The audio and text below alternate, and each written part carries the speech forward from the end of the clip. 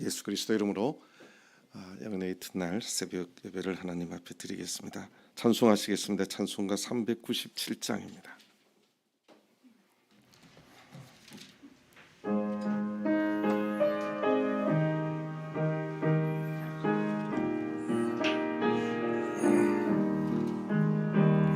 주 믿는 사람 일어나 다 힘을 합하여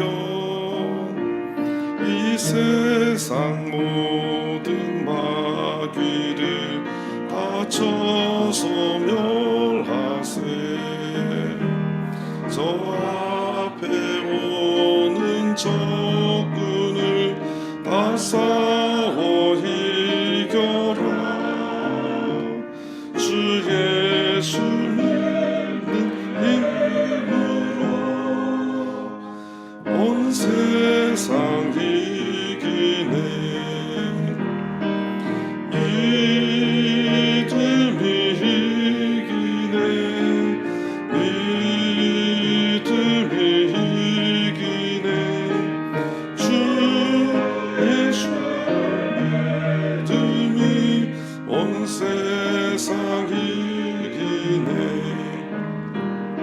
온 인류 마귀 괴율로 큰 죄에 빠지니 진리로 띠를 띠고서 늘 기도드리세. 참 믿고 의지하면서 겁없이 나갈 때 주 예수 믿는 힘으로 온 세상 이기네. 믿음이 이기네. 믿음이 이기네. 주 예수 믿음이 온 세상 이기네. 끝까지 이긴 사람은 흰 옷을 입히고 또 영생 복을 주시니 참 기쁜 일일세. 이 어두운 세상 지나서 저 천성 가도록 주 예수 믿는 힘으로 온 세상 이기네. 믿음이 이기네. 믿음이 이기네. 주 예수 믿음이 온 세상 이기네.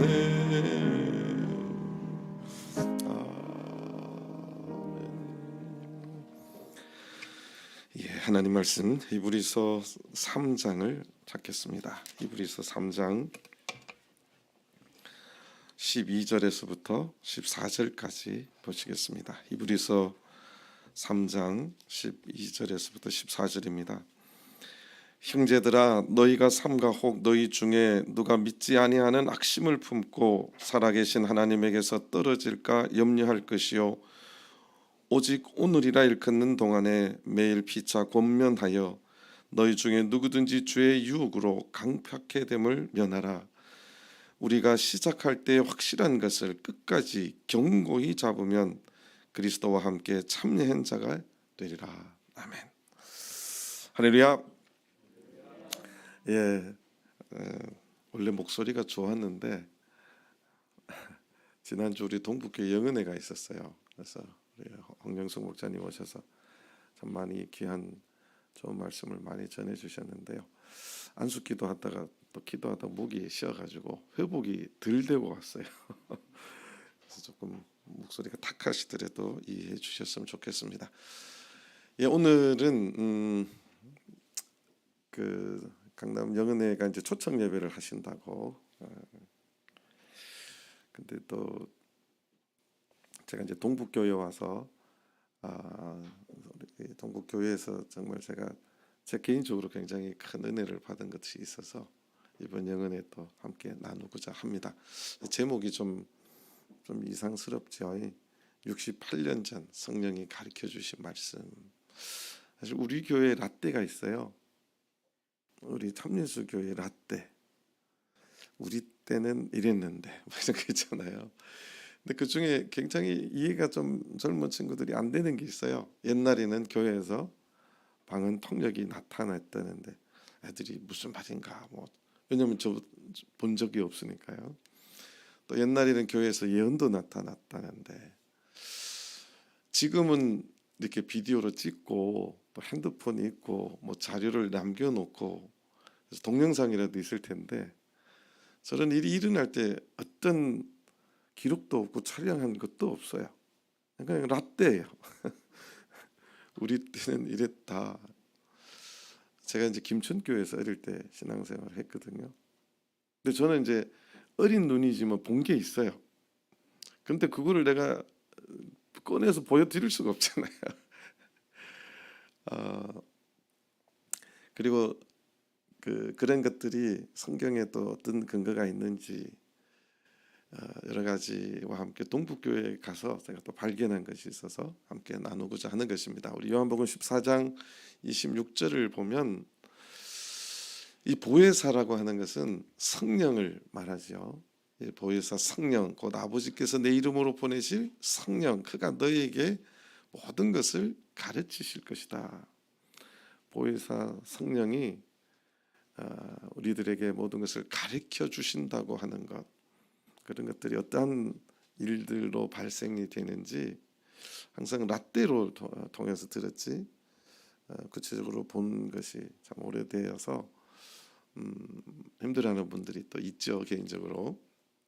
그런데 그러면 성령은 우리들 교회에게 어떻게 가르치시나, 이걸 또 성경을 근거를 찾아보면 고린도전서 12장 10절에 보면 어떤 이에게는 능력 행함을, 어떤 이에게는 예언함을 통해서 가르쳐 주시고 또 어떤 이에게는 영들 분별함을, 다른 이에게는 각종 방언 말함을, 어떤 이에게는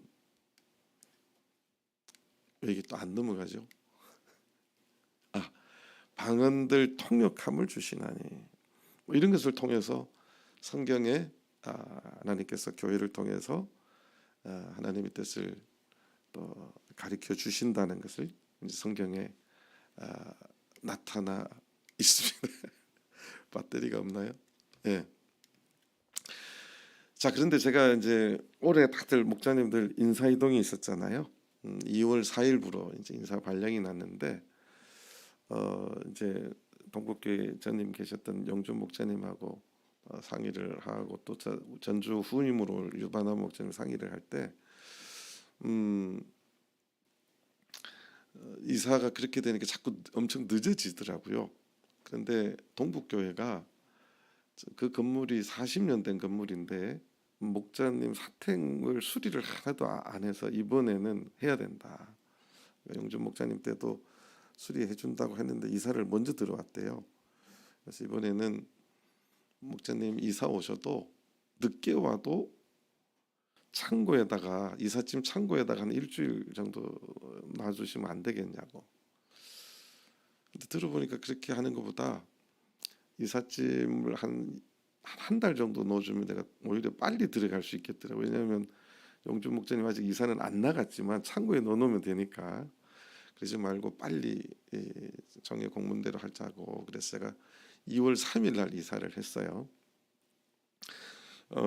그리고 이제 교회가 이제 공사판이 되었어요. 그래서 부임하고 한 주가 2주째가 됐어요.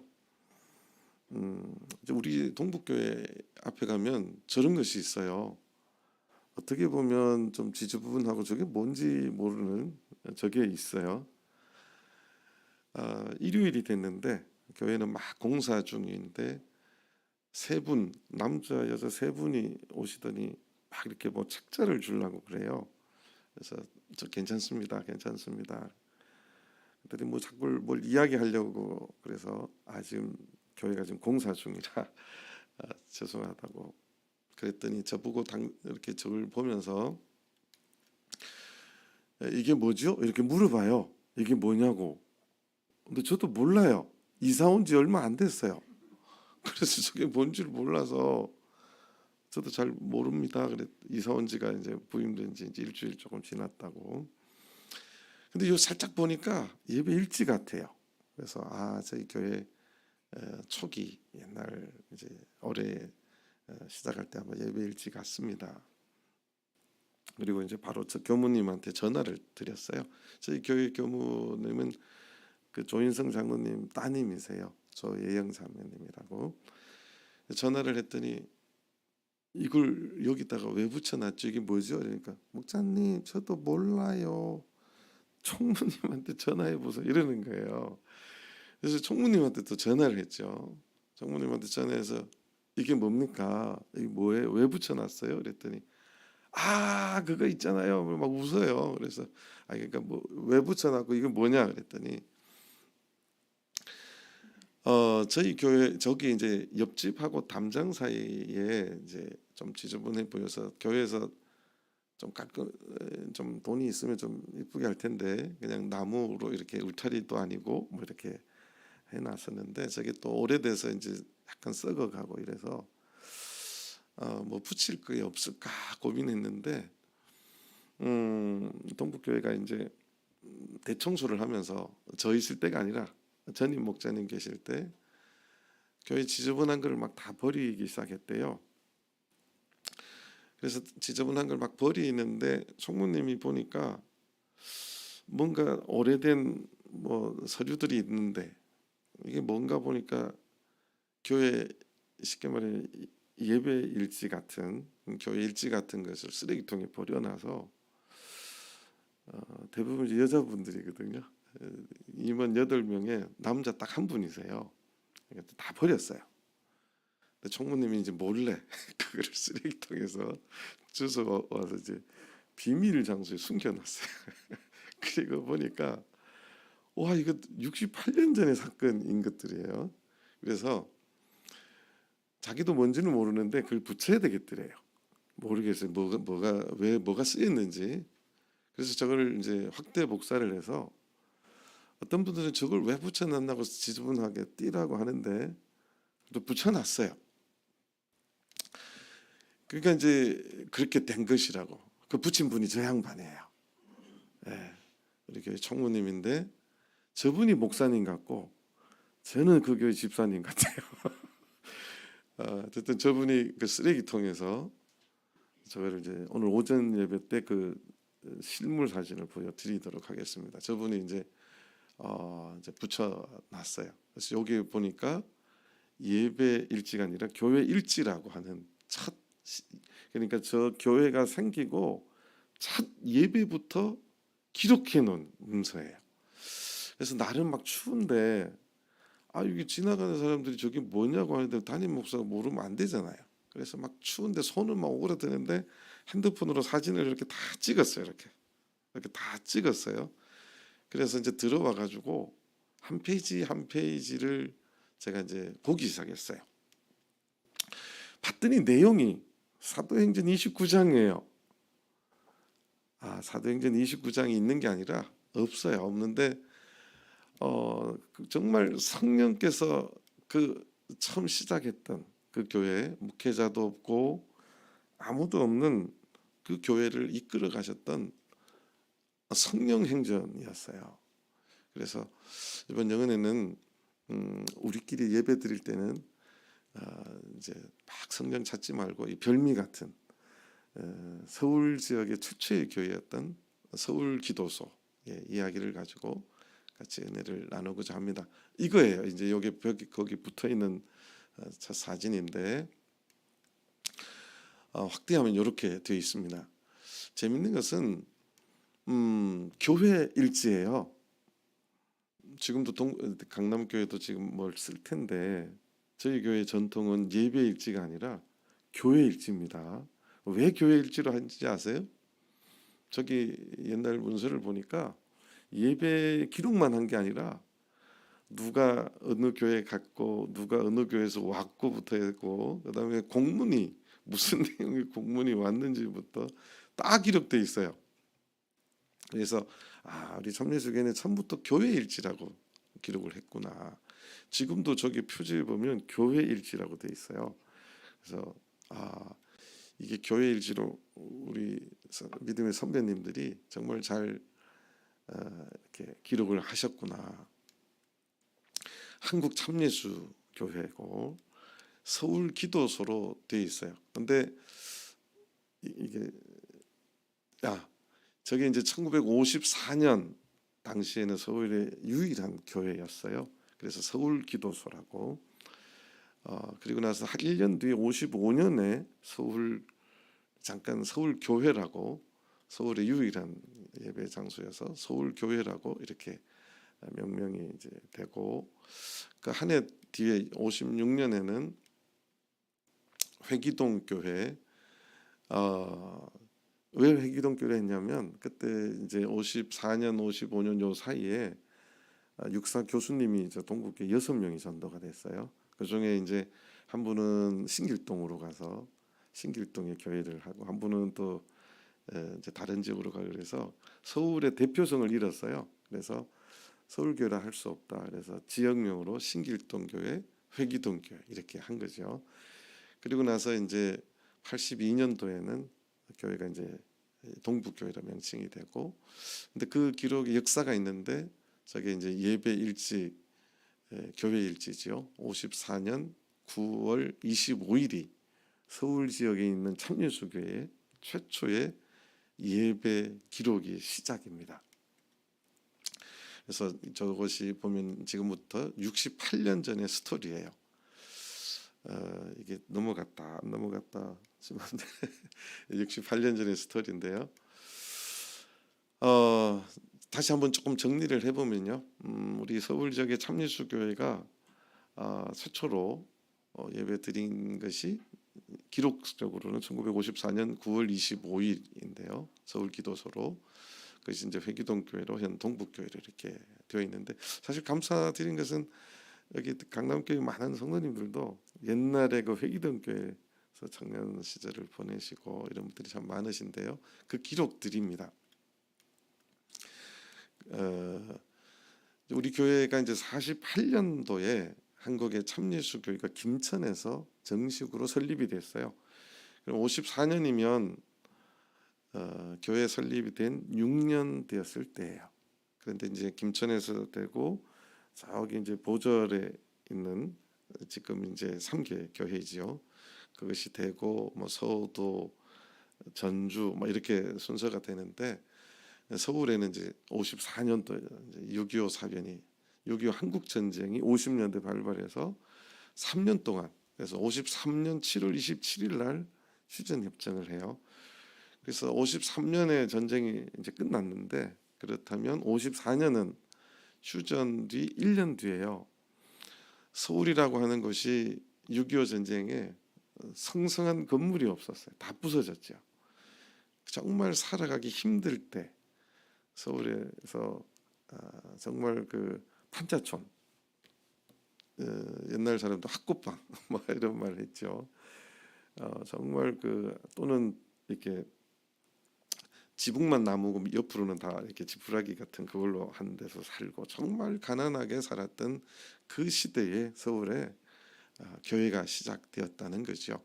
그래서 55년에 이제 정식 서울 교회라고 명칭을 받기 전에 아무 뜬 목회자도 없고 그냥 성도들끼리 모여서 예배 보는 그 시절에 하나님께서 어떻게 역사해 주셨는지 기록에 남아있는 최초의, 그러니까 제가 어릴 때 내 눈으로 그게 뭔지도 모르고 봤던 그 영상이 아니라 기록으로 제가 처음 발견한 거예요.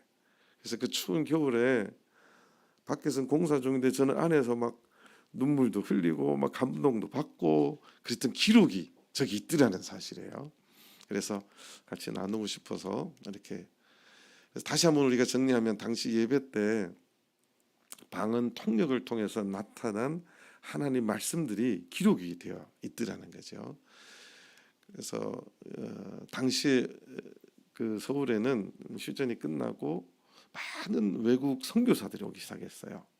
그래서 한국의 외국 선교사들이 가장 많이 온 것이 장로교회와 감리교회예요. 그래서 전 세계적으로 이 프레스비테리언 처치라 그러죠. 장로교회가 가장 성공한 나라 중에 하나가 한국이에요. 영국에서, 미국에서, 캐나다에서, 호주에서. 그래서 장로교회가 지금도 굉장히 한국에는 성공돼 있고 감리교회가 또 많이 왔어요. 그래서 연세대학교, 뭐 세브란스 병원 이런 거 다 감리교회 계통이에요. 옛날에 임성래 집사님도 이제 감리교회 거기 권사님이신가 하다가 이제 저희 오셨는데 저희 삼류주교회는 선교사가 한 분도 안 오셨어요. 그냥 우리끼리 예배 드리는 아주 초라한 교회. 또 그 안에 신학 훈련 받은 목회자도 전혀 없어요. 이제 그런 교회였죠. 근데 제가 이제 이것을 자료를 보면서 이제 게시된 거는 한 9가지가 있는데 그 벽에 붙어 있는 거 원본을 보면요, 뭐 수를 못 세요. 계속 나타나는 거예요. 참 하나님 앞에 감사드리는데 저 시절에는 누가 목회했느냐? 하나님이 목자셨어요. 별로 안 믿으시네. 그래서 제가 지금도 이야기해요. 우리 동북교회 목사님은 하나님이셨으면 좋고 저는 그 옆에 붙어서 심부름하는 부목사였으면 좋겠다고. 근데 저 시대는 진짜 하나님께서 친히 목회하시고 말씀으로 이야기해 주시고 그 시대였다는 사실입니다. 그래서 이제 그들이 성령으로 기도할 때 하나님께서 예언으로 말씀을 주시는, 그래서 방언 통역을 한 자매를 통해서, 그러니까 김천에 있었던 한 자매가 처녀예요. 그분이 이제 2, 3년 전에 돌아가셨는데 정말 말씀이 적으세요. 그분하고 대화하신 분들이 드물 정도로 참 말씀이 없고 조용하게 말씀하시는 분이신데 하나님께서는 그런 분을 통해서, 자매님을 통해서 예언을 방언 통역할 수 하도록 그렇게 역사를 해 주셨다는 사실입니다. 그래서 이 말씀들을 이제 교회 일지에다가 기록해 놨고 그 말씀은 당시에 교회에 꼭 필요한 말씀들이었고 가르침이었고 위로였다는 사실이에요. 그래서 이것을 영혼의 기간 동안에 10가지가 있는데 줄여서 4편만 제가 좀 말씀을 드리고자 합니다. 이것이 이제 최초로 나타났던 예언이에요. 9월 25일 날 첫 예배를 드렸잖아요. 안식일로 보면 두 번째 안식일. 그러니까 9월 25일이 첫 번째 안식일, 두 번째 안식일이 10월 2일이에요. 토요일 날. 그 교회로 보면 이제 세 번째 예배 드리는 시간에 9월 25일 날이 이제 예배 드리고 화요일 날은 아마 예배를 못 드린 것 같아요. 금요일 날 드리고, 왜냐하면 그 화요일 날 예배 드리자 이 결정은 조금 뒤에 된 것 같아요. 그래서 이제 금요일 날 저녁에 안식일 날 저렇게 예배를 드리는데 예배로 보면 이제 세 번째 예배를 드리는 건데 세 번째 설교고요. 시간이 오후 1시 반에서 3시예요. 근데 저 때만 해도 주 5일째가 아니에요. 오전에는 다 어디 가야 돼요? 직장 다녀야 돼요. 다 직장을 가야 되기 때문에 이제 오후 1시 반에서 당시에 주 6일째 토요일도 오전에는 이제 직장 생활을 할 때인데 설교자를 보면 정태준이라고 돼 있어요. 정태준이 옛날에 이제 부산교회 정위진 장로님의 청년 때 이름이에요. 정태준. 그러니까 오사카 교회에서 배상용, 배영도 장로님께서 복음을 가져왔다고 우리가 알고 있는데 그뿐만 아니라 한 분이 더 오사카에서 세례 성령 받으시고 온 분이 있는데 그분이 이제 정태준이라고 하는 분이세요. 그래서 이 정태준이라는 분은 배영도 장로님은 7살에 아버지 따라서 일본에 갔어요. 7살에. 그래서 이제 8.15 해방하는 그해 1월 달인가 한국에 잠깐 왔는데 이제 원자폭탄 떨어지고 이제 다시는 일본을 못 가게 되는. 그랬는데 한국말을 잘 못할 때예요. 그래서 왜 45년도에 왔는데 48년도에 교회가 세워지느냐? 배영도 장로님 2년 동안 한국말도 잘 못하고 전도도 못, 그러니까 한국말을 못하니까 성경 이야기를 못하셨다는 거죠. 이제 그때 동일하게 오사카에서 이제 복음을 가지고 오신 분 중에 한 분이 이제 정태준이라는 분인데, 저분이 이제 부산에 아니라 서울에 직장 때문에 잠깐 왔을 때 서로 연락이 돼서, 또 신기하게 연락이 돼서 이제 육사 교수님이 전도되실 때 저 정태준이라는 저 장로님께서 복음을 많이 전파됐던 그 역할을 그 시대에 또 했던 거죠. 근데 그 예배 인원을 보면 남자 5, 여자 4, 9명이에요. 저게 저 교회의 멤버입니다. 정식 기록된 총회에서도 인정된 정식 멤버가 9명이에요. 그래서 9명이 예배 드리는데, 자, 요 글자, 저 글자가 총무님은 나한테 뭐라 하냐, 목사님 저게 자은이라서 자기가 무슨 말인지 모르겠대요. 저게 자은. 근데 저는 저걸 보는 순간 소름이 확 돋았어요. 저게 예언할 때 예자의 줄임 약자예요. 저는 저걸 보는 순간 이게 저게 예언이라는 말이에요. 저기 교회 일지 보면 요 표시 있잖아요. 여기 이제 계속 나타나요. 그래서 예언이라고 쓰기도 귀찮으니까 이제 요 표시로 이제 예언이라는 말을 계속, 예언이 나타났다는 거예요. 저는 이제 기록을 제가 눈으로 처음 본 저 순간입니다. 예언, 여기 예언이 나타났어요. 제가 그 다음에 또 놀란 것은, 그 다음에 이거 이제 히브리서 3장 12절에 14절 방금 읽었던 내용이고, 저는 그 다음에 놀란 게 뒤에 요 글자예요. 백인덕. 우와, 이게 저분이 김천 분이세요.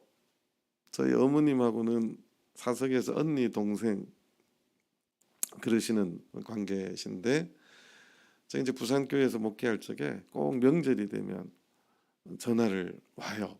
그래서 밥 먹으러 와. 그래서 예. 그래서 가면 막 진수성찬을 차려놓고 옛날 김천 이야기를 그렇게 하세요. 그러니까 저분한테 풀 스토리 4시간을 들은 사람은 아마 자식들도 못 들었다 하더라고. 저한테 옛날 이야기, 또 저희 어머님 안부 그렇게 해주셨던 분이신데, 저분이 이제 처녀 때예요. 백인덕. 사투리를 세게 써서 서울분들 잘 못 알아들으실 수도 있어요. 경상도 사투리. 근데 재밌는 것은 설교하신 정태준하고 방언 통역으로 예언해 주신 백인덕 분이, 두 분이 나중에 결혼하세요. 그래서 저한테는 결혼하기 전에 처녀 총각 때, 아무 사이가 아닐 때 정태준이 이제 2번째 안식일 설교하시고, 첫 설교는 박창환 씨가 해요. 박창환 씨가 이제 조금 이제 설명 드릴 수 있으면 드릴 텐데, 백인덕 자매님이 예언을 이제 하시는데, 뭐라고 성경 구절 히브리서 3장 12절에서 14절 하고, 믿음에 굳게 서고 담대함을 가져라, 이렇게 해서 그 옆에서 그걸 듣고 예배일지에 이제 기록한 거예요. 믿음에 굳게 서고 담대함을 가져라. 그래서 저는 저 말이 이해가 돼요. 6.25 한국 전쟁이 끝나고 먹고 살기도 힘든, 그리고 그때 서울 지역에 많은 선교사들이 와서 교회 가면 밀가루도 주고 쌀도 주고 청바지도 주고 그런 게 있어요. 한국에 저때 이제 청바지가 들어오기 시작했어요. 교회만 가면 막 그 먹을 것이 나올 시대인데, 우리 교회는 먹을 거 있어요, 없어요? 모르시죠? 없어요. 정말 삶이 힘들고 아마 많은 교회가 가면 그 교회에서 덕을 보는 교회인데 우리 교회는 아무것도 없어요. 정말 말 그대로 믿음 가지고 다니는 교회였어요. 그러다 보니까 아무리 하늘의 이야기를 해도 뭐니 해도 뭐가 중요하죠? 세상 일이 급하잖아요. 그러니까 믿음에 흔들릴 수 있죠. 그래서 믿음에 굳게 서고, 우리 신도수가 몇 명이라고요? 9명. 아니 저쪽에는 막 구름대까지 모이는데 우리 교회는 몇 명? 9명. 10손가락으로 세할 수 있어요. 그러니까 얼마나 마음속으로 연약하겠어요. 목사가 있는 것도 아니고 선교사가 있는 것도 아니고 그 교회에 하나님께서 담대함을 가지라고 그렇게 말씀해 주신 거예요. 그리고 이제 히브리서를 이제 찾아봐야 되겠죠. 히브리서를 좀 보겠습니다. 히브리서 3장 12절부터 저렇게 이제 말씀이 나타났는데 읽어보겠습니다. 형제들아, 하나님께서 이 말씀을 주셨어요. 형제들아, 너희가 삼가 혹 너희 중에 누가 믿지 아니하는 악심을 품고 살아계신 하나님에게서 떨어질까 염려할 것이요. 여기에서 조금 이제 알아야 될 단어가 악심이에요. 우리 한국말에 악심은 어떨 때 쓰이는 단어예요? 누가 나를 자꾸 해코지를 해요. 그러면 저 인간을 내가 어떻게 해서 골탕을 먹일까 이런 생각을 할 때 이제 악심을 품는다 그러거나, 또는 사기를 치려고 저 사람 어떻게 하면 이제 속여 먹일까 뭐 이런 생각을 하면 악심을 품는다고 하잖아요. 그 뜻이 아니라 이게 이제 카르디아 포네로스라고 하는 말인데 악한 마음이에요. 악한 마음이라는데 이게 무슨 전후 구절 속에서는 어떤 뜻이냐 하면 형제들아 너희가는 저 오늘 저기 기준으로 보면 하나님께서 너희가라고 하는 메시지를 줄 때는 누구를 지칭하는 거죠?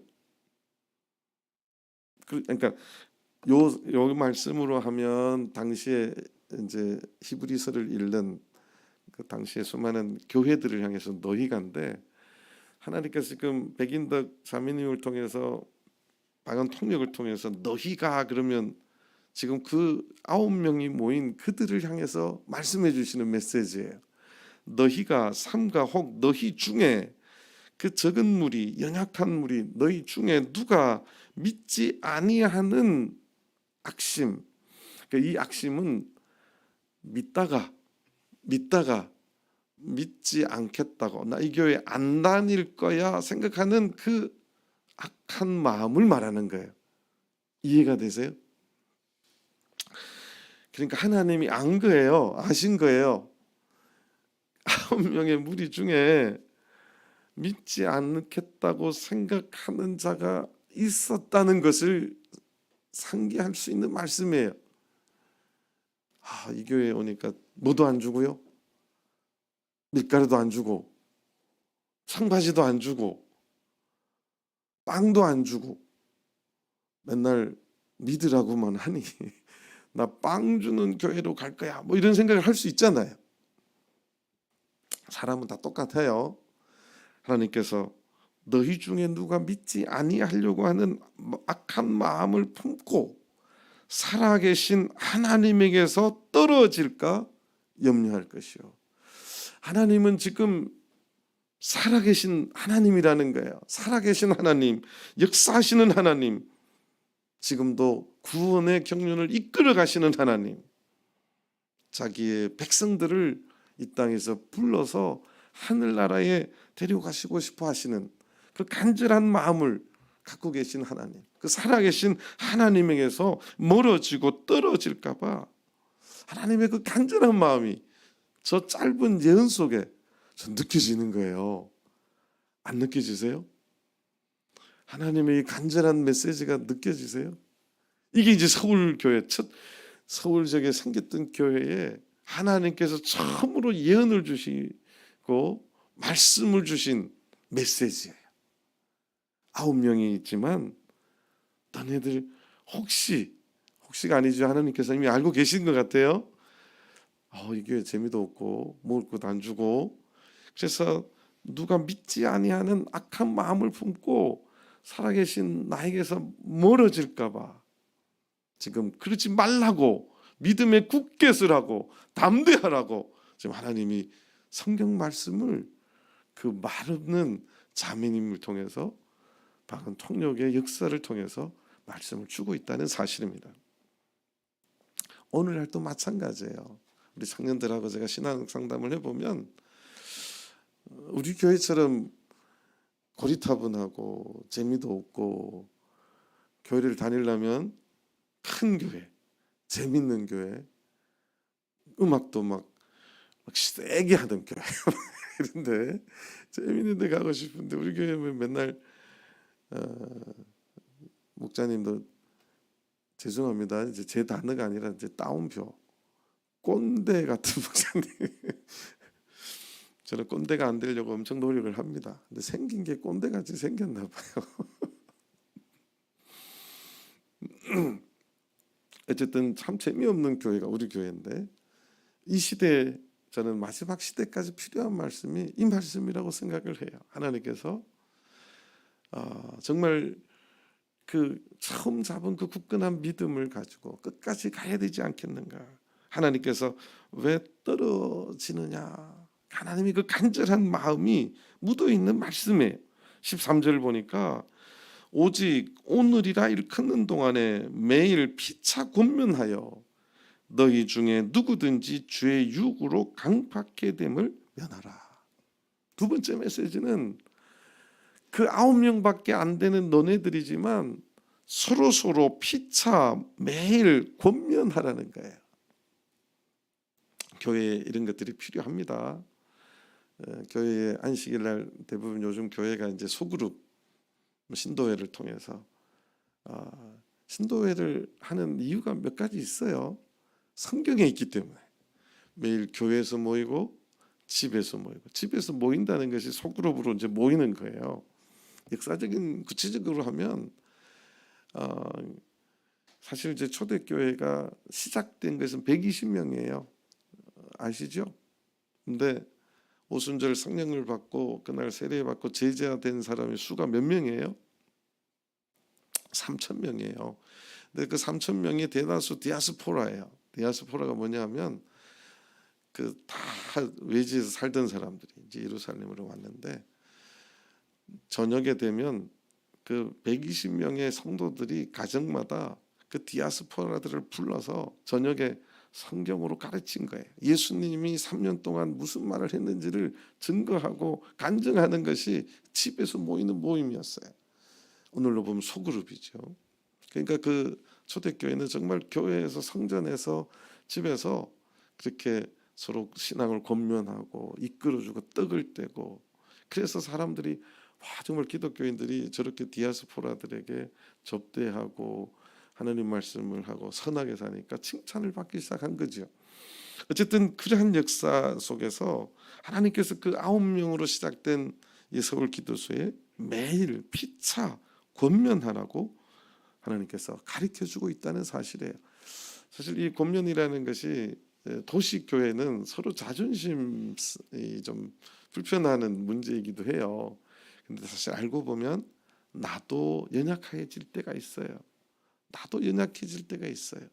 그때 제일 필요한 것은 그저 권면해 주는 거예요.